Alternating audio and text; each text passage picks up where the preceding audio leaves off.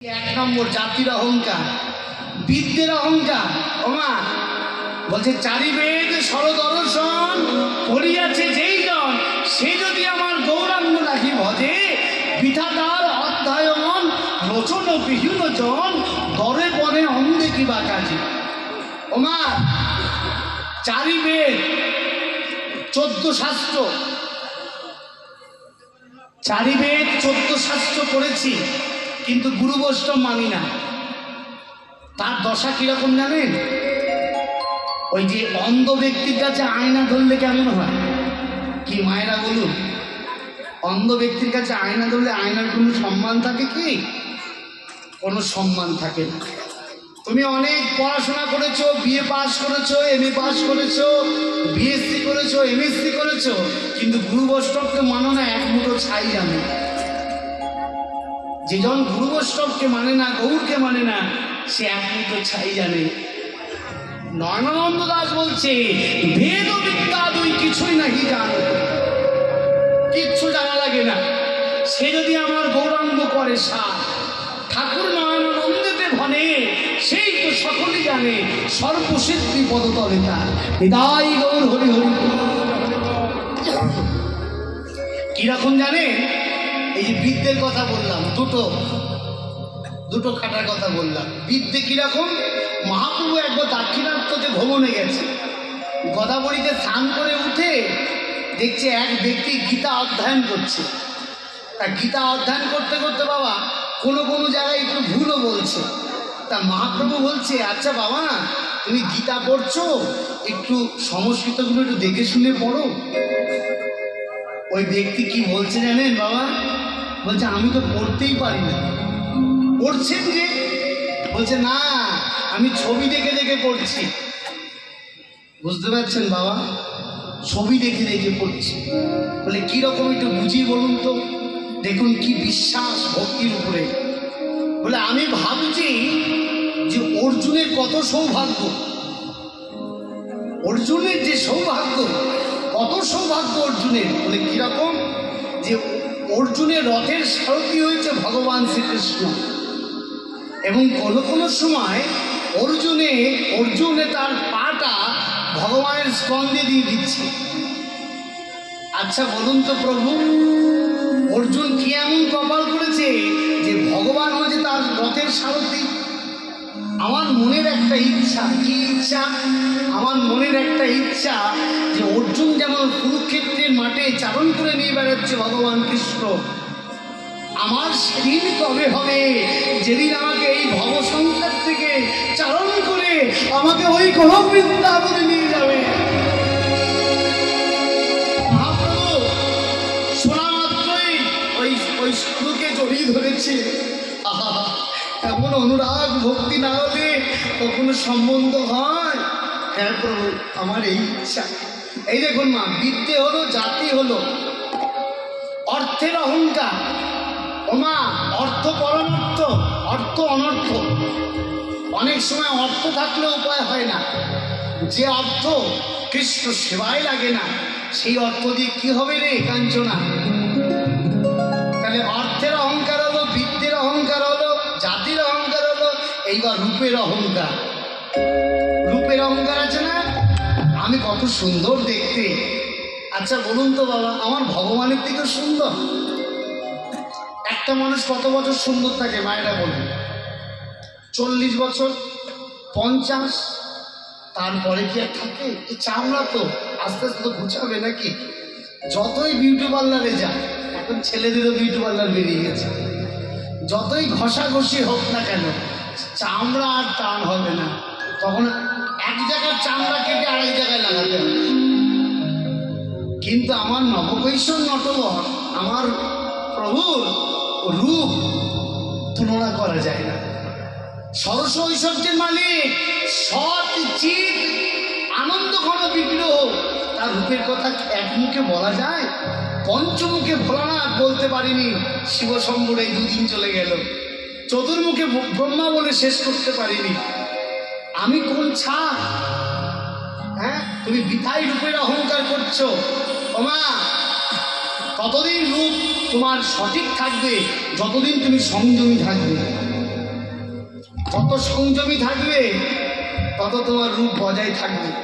তার জন্যে একটা রাজামশাইয়ের গল্প শুনতে হবে। শুনবেন? গল্প শুনবেন? মায়েরা শুনবেন?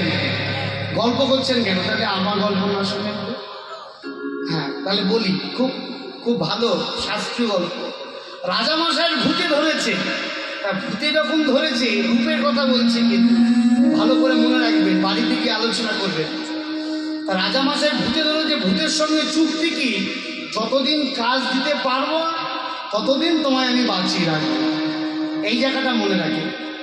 ভূতকে যতদিন কাজ দিতে পারবে, কাজের মধ্যে রাখতে পারবি, ততদিন তোমায় বাঁচিয়ে রাখবে। এবার ভূতকে দিয়ে যদি বাবা সব কাজ হয়ে যায়, তাহলে রাজ্জার দাসী মাইনা দিয়ে রেখে কি হবে নাকি? সবাইকে ছুটি দিয়ে দিয়েছে, ভূতকে দিয়ে কাজ করাচ্ছে। কাজ করাতে করাতে 1 মাসের মধ্যে কাজ শেষ। 1 মাসের মধ্যে কাজ শেষ। চুক্তি কি ছিল মা?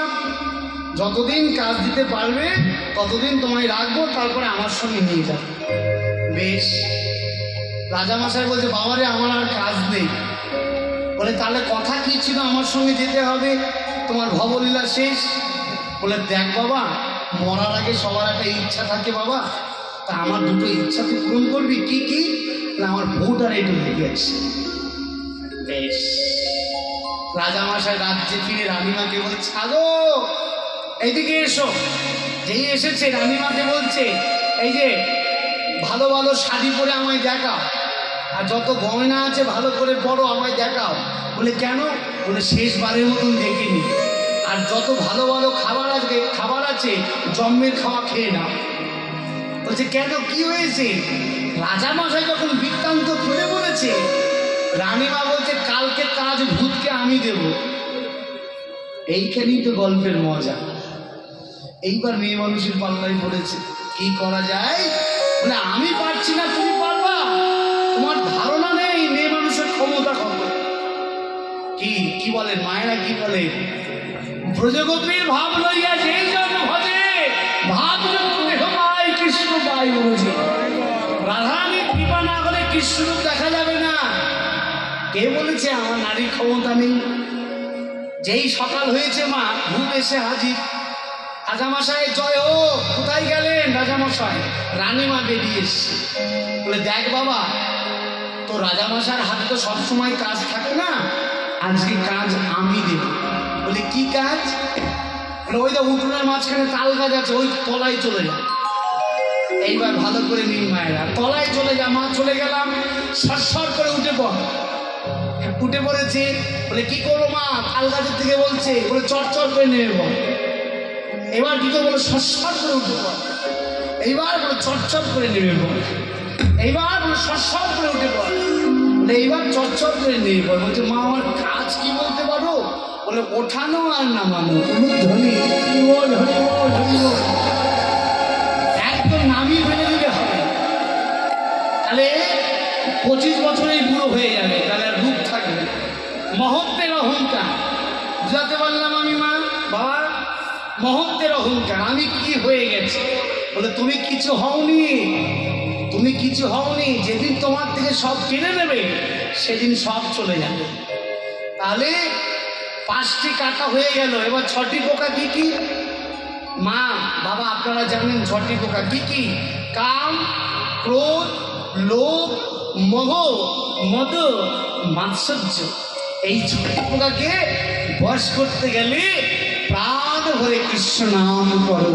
কৃষ্ণ নাম করতে করতে এই 6টি পোকা তোমার বশ হয়ে যাবে। তাই বলছে কাঞ্চনা, ফুলের সঙ্গেও আমার গৌর রূপের তুলনা হয় না, আর অরুণের সঙ্গে তুলনা হয় না। এই গোরা রূপে যাই বলি আরে, গোরা রূপে যাই বলি হারি। আজি গোরা রূপে যাই বলি গোরা রূপে যাই বলে হেরি সুধার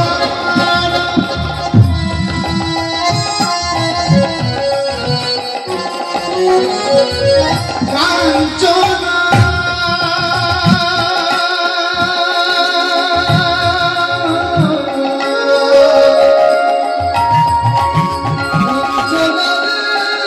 ধ্বনি হরি হরি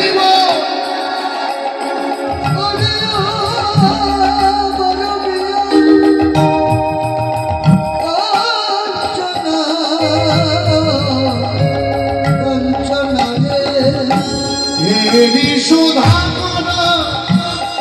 মুক্ত আছি চরণ তলে সুধা চরণ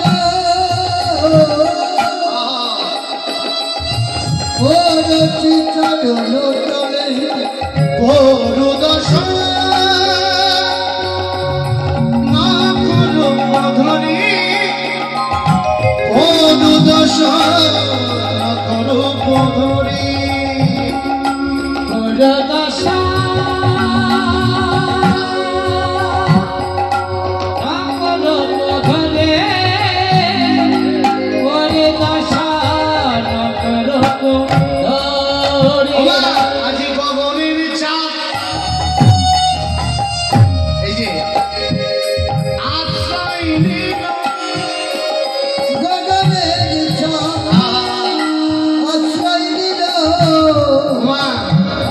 বিষ্ণুপ্রিয়া বলছে আমার চাঁদের কলঙ্ক আছে, কিন্তু আমার গৌর চাঁদের কলঙ্ক নেই।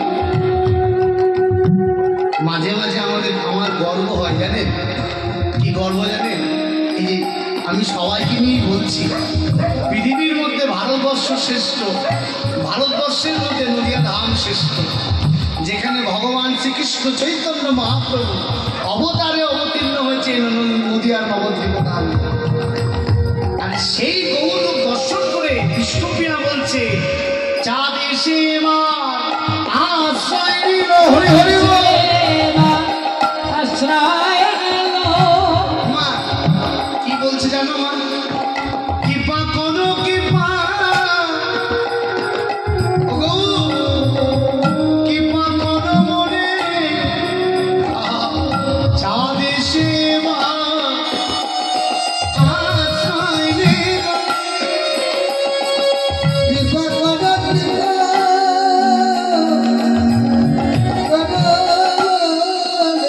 আমি বৃথায় অভিমান করেছিলাম,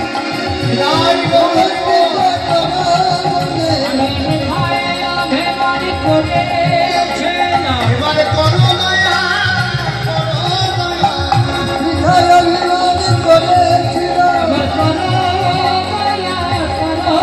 আমি বৃথায় অভিমান করেছিলাম,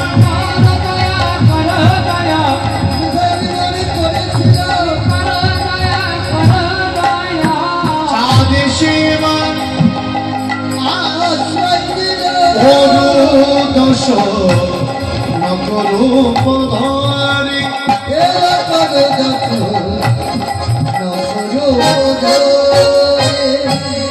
এই জগতে চাঁদ তিন জায়গায় প্রবেশ করতে পারে না, কি গভীর মনে, মানুষের মনে আর ঘরের কোণে। কিন্তু গৌর চাঁদ যদি একবার হৃদয়ে উদয় হয়, জাগতিক কোন চাঁদের আলো তাকে চমকিত করতে পারবে কি মা? পারবে না। এর জ্বলন্ত দৃষ্টান্ত হচ্ছে সনাতন আর রূপ গোস্বামীর ভাইপো শ্রীজিৎ গোস্বামী। ও মা, মা মন দিয়ে শোনো মা, খুব ভালো বিষয়। এই রূপের কথা বলতে গেলে বলা যায়, নদিয়ার নাগরীরা রূপ দেখেছিল, আমরা কি বানের জলে ভেসে এসেছি? কেন আমরা দেখবো না? শুধু কি ওরাই দেখবে নাকি? আমরা দেখবো না? সেই পাত্রটা তৈরি করতে হবে বাবা। সেই পাত্র না তৈরি করলে গৌরব দেখবো কি করে? সেই ভজনের পাত্র তৈরি করতে হবে, তারপরে দর্শন হবে। শ্রীজিৎ গোস্বামীকে বলেছিলেন দিগ্বিজয় পণ্ডিত, এই ছোড়া, হ্যাঁ হ্যাঁ শোন, শুনে যা আমার কাছে, শুনে যা। হ্যাঁ, তোর অকালে শক্ত কেন? এই বয়সে কীর্তন শুনছিস? শ্রীজিৎকে বলছি, ওকে বলছি। দিগ্বিজয় পণ্ডিত জিজ্ঞেস করছে অকালে সকাল কেন? আর ওইটুকুনি ছেলে জোর করে বলছে যে প্রভু, হে পণ্ডিত, আমার পথ অনেক দূর, এর জন্য আমার অকালে সকাল। মায়েরা শুনেছেন বলছে বাচ্চা ছেলেটা, আমার পথ অনেক দূর। ধরুন এখান থেকে বগুলা যদি পায়ে হেঁটে যান তাহলে কমপক্ষে 1 ঘন্টার কাছাকাছি লাগবে, আর যদি ময়ূরহাটে যায় তাহলে আধা ঘন্টা লাগবে। যদি আমার বাড়ি বগুলায় হয় তাহলে পায়ে, যদি কিছুই না পাই তাহলে পায়ে হেঁটে যাওয়া লাগবে আমার। বলছে আমার পথ অনেক দূর। কি বলতে চাইছে দেখুন মা, আমার জীবনের পথ দূর বটে, কিন্তু আমার গোবিন্দের পথ অনেক দূর। আমার গোবিন্দের পথে পৌঁছাতে গেলে সকাল সকাল হাঁটতে হবে, কারণ সকাল করিয়া পথটি ধরিয়া যেবা চলে দ্রুত গতি, দিবসের শেষে অনায়াসে সেজন চলে যায় আপন বসতি। হৃদয় গৌর হরি বল, হরি বল। মা, সকাল সকালই হাঁটতে হয় মা, বাল্য বয়স থেকে অভ্যাসটা করতে হয়। দিগ্বিজয় পণ্ডিত বলছে, বাহ বাহ, খুব উত্তম উত্তম উত্তম উত্তর রে, ভালো ভালো ভালো।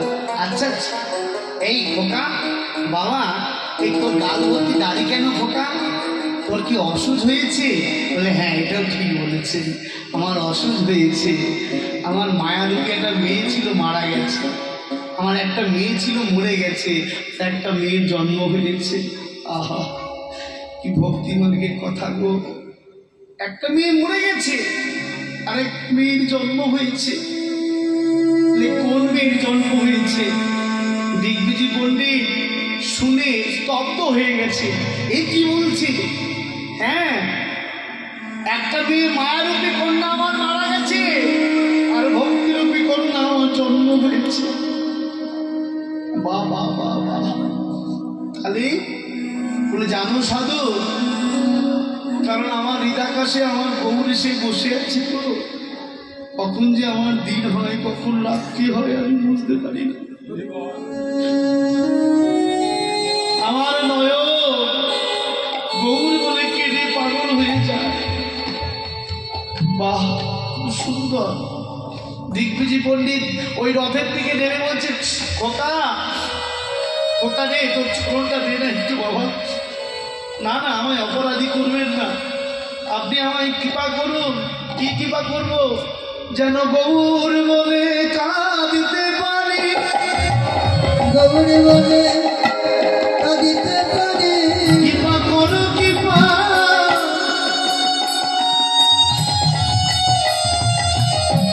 কৃপা করো রে।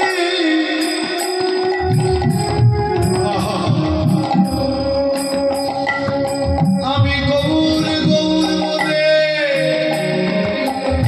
কাঁদতে পারি।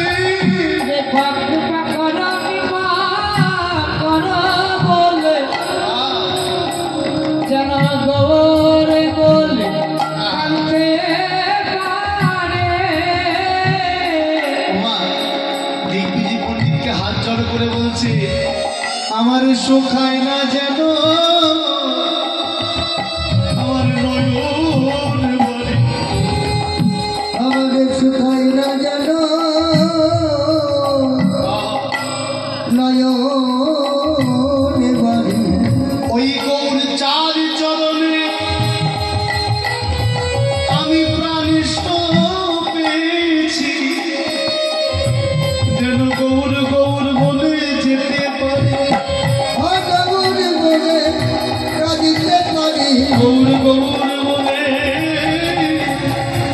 চলে যেতে গৌর বলে কাঁদতে পারে। দয়া করো বৈষ্ণব গোসাই, গৌর বলে কাঁদিতে পারে। দয়া করো বৈষ্ণব গোসাই, গৌর তোমার হরি বলে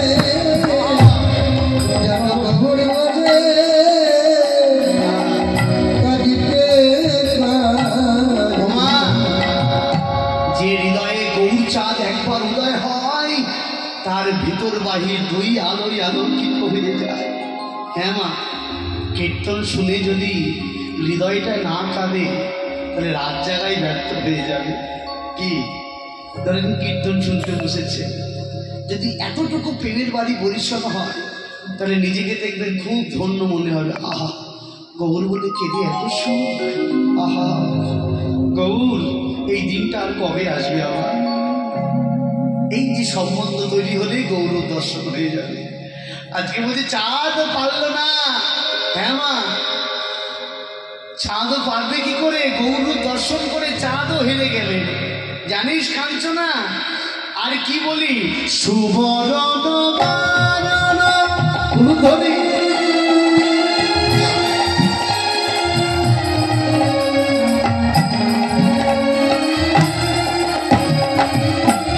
ফেরি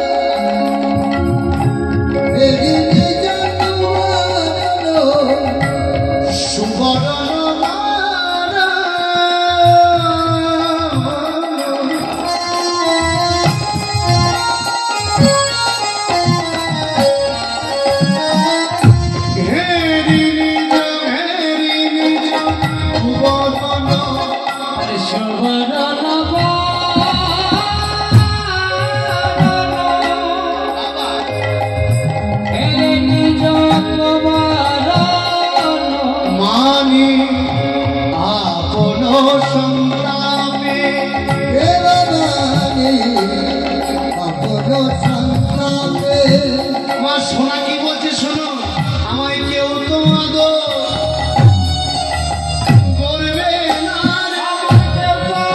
আদর করবে না, যেজন গৌর সোনা। এই দেখুন গৌর সোনা,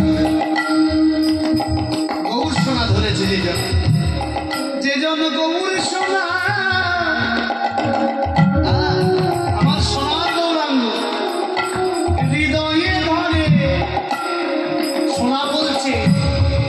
সেজন আদর করবে না রে, হরি হরি বল, যেজন গৌর সোনা হৃদয়ে ধরে হার করিয়া গলায় পড়বে, গৌর সোনা হৃদয়ে ধরে হার করিয়া গলায় পড়বে, গৌর সোনা হৃদয়ে ধরে হার করিয়া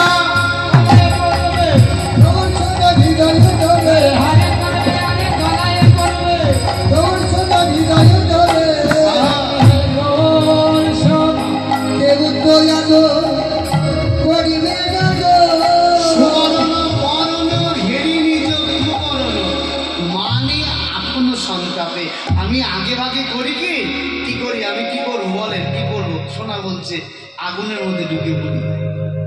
ওমা, মায়েরা ভালো জানবে, সোনা ভালোবাসে না এমন কোনো মানুষ নেই। মায়েরা একটু সংখ্যাই বেশি, মায়েরা একটু সংখ্যাই বেশি সোনা ভালোবাসে। সোনা বললে কি হয়, অনেক সময় নাক কেটে যায়, কানও কেটে যায়। যদি ভিড়ের মধ্যে দুর্গা ঠাকুর দেখতে গেছে, এক গাদা ভিড়ের মধ্যে গেছে, যে চোর তার তো স্বভাব চুরি করবে, দিল এক কান কানের মধ্যে, গড় করে কান ছিঁড়ে ধরে রাখবো, সোনা আনলে গলার মধ্যে সোনার মোটা চেন দিল একটা, তাহলে সোনা বললে বিপদ হতে পারে।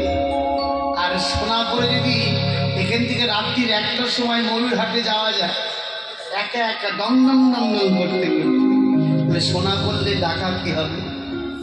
আর গৌর সোনা হৃদয়ে ধরলে ডাকাটা কি হবে?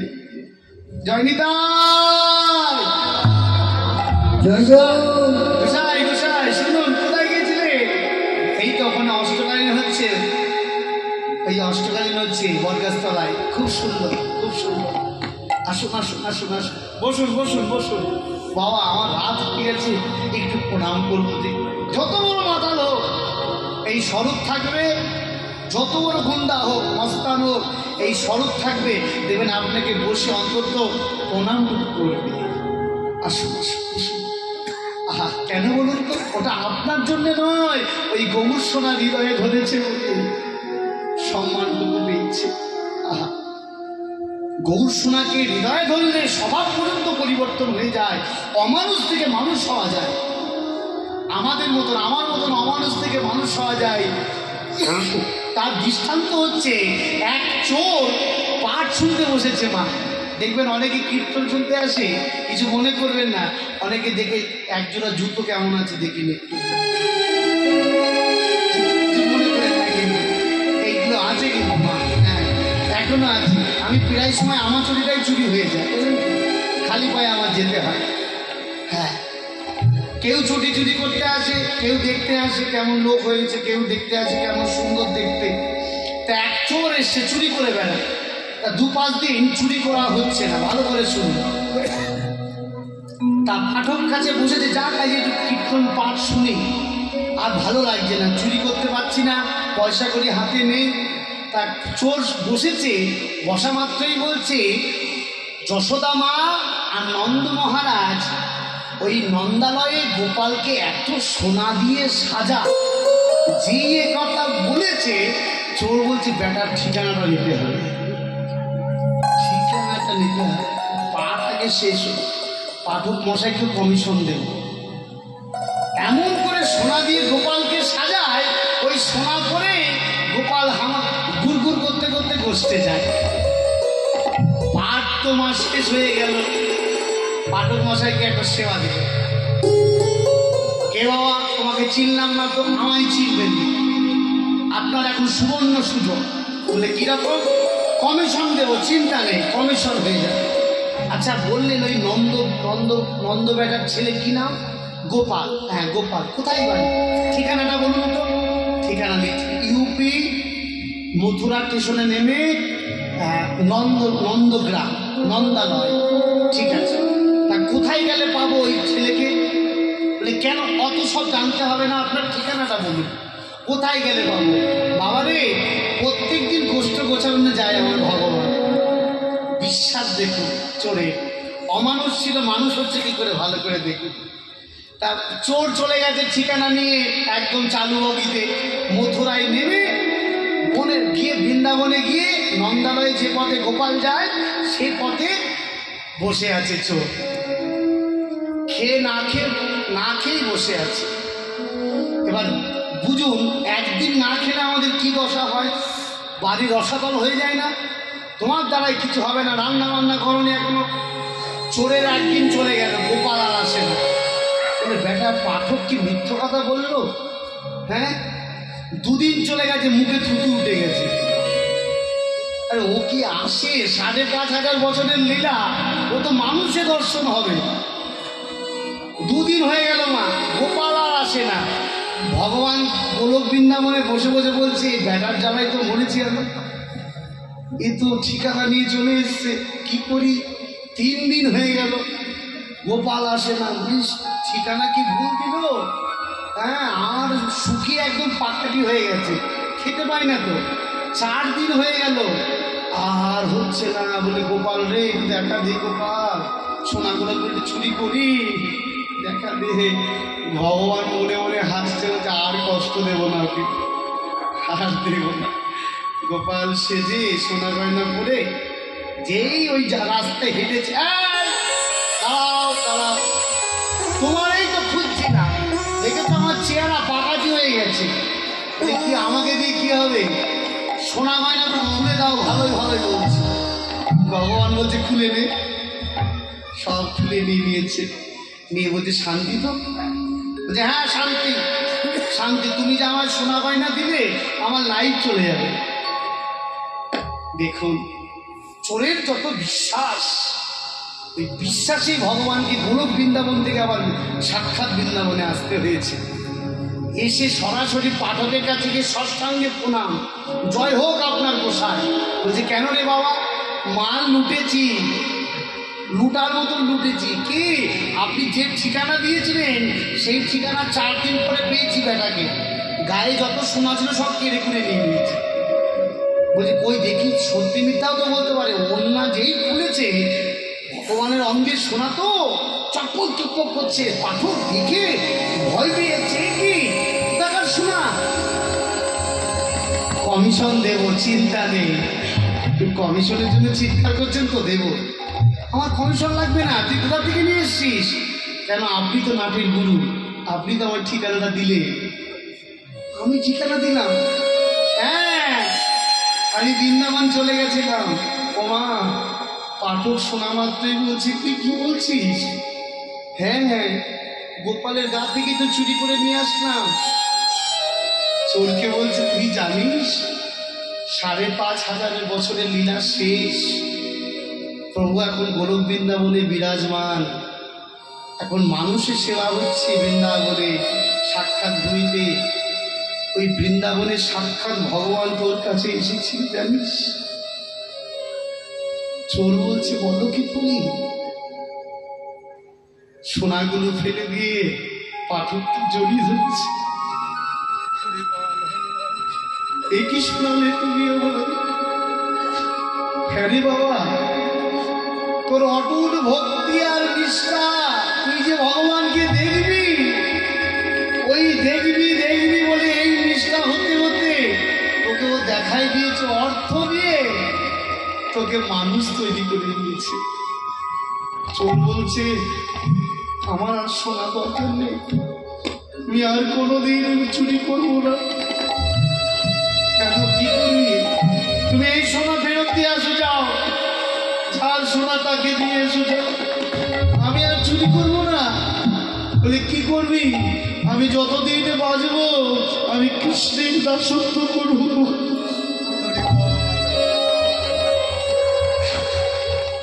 একবার মনে দয়া দয়া ওহে করুণাময়, ওহে আমার তুমি কবে দেখা দিবে, কবে দেখা দিবে। সেই কি করলো জানে? সব ছেড়ে দিয়ে বৃন্দাবনে গিয়ে যমুনার তটে একটা কুঠুরি বানিয়ে রাধা মাধব সেবা শুরু করল। আর নন্দালয়ে গিয়ে সোনাগুলো দিয়ে আসতেন। কি ব্যাপার? এই সোনা আপনাদের গোপালের সোনা। বলে তুমি নেবে না? বলছে না, আমি এখন থেকে যতদিন বাঁচবো বৃন্দাবনের মাটিতে কম করি।